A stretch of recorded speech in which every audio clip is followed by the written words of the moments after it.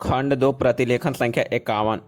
महोदय, मैं यहाँ यह भी कहना चाहूँगा कि स्थिरता का अर्थ गलती से जड़ता नहीं समझ लिया जाना चाहिए। सुधारों को मूल में यह बात समझनी होती है कि परिवर्तन आवश्यक है।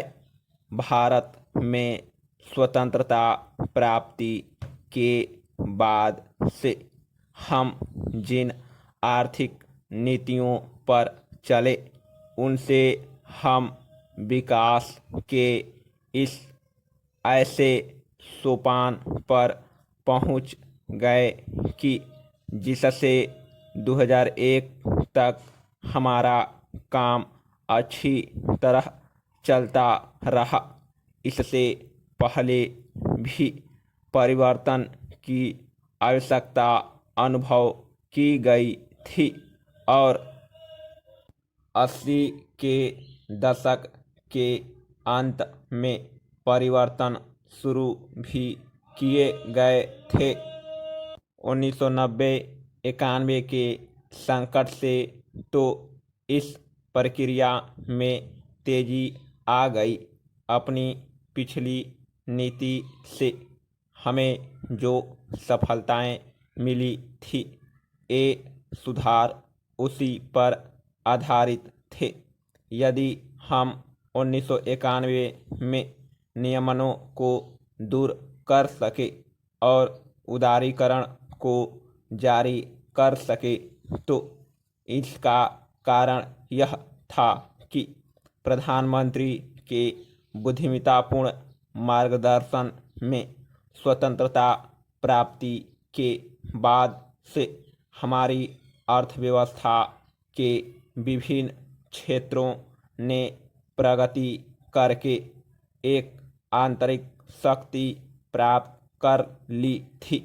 उनका घोषणा पत्र पार्टी का 1991 का घोषणा पत्र इस बात का स्पष्ट और बिल्कुल सही द्योतक है कि क्या आने वाला है।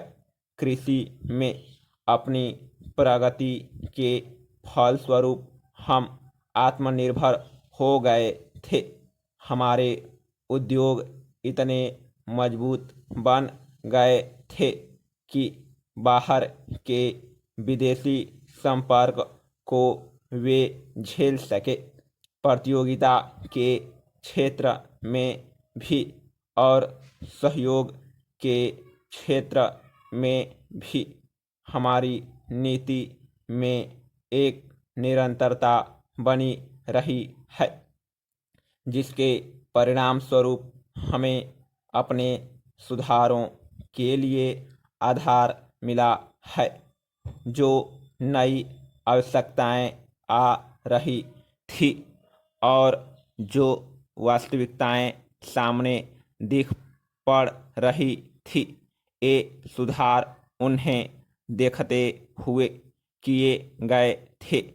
मुझे यह कहने में कोई संकोच नहीं कि भविष्य में भी हमारे सुधारों का सिलसिला इस बात पर निर्भर करेगा कि हमारे सामने कैसी घरेलू ज़रूरतें आ रही है।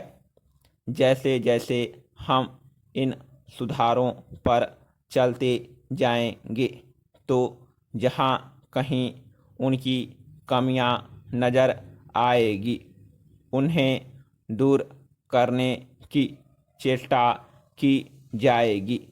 मैं सुधारों को बेहतर बनाने के लिए दिए गए सभी सुझावों का स्वागत करूंगा, चाहे वे आप सबसे मिले, चाहे मेरे साथी राजनीतिक नेताओं से, चाहे व्यवसाय विशेषज्ञों से मिले। मैं जनता से और यह सब हमारी सुधारों की नीति के अनुरूप होगा और वास्तव में तो यह उस नीति को मजबूत बनाएगा।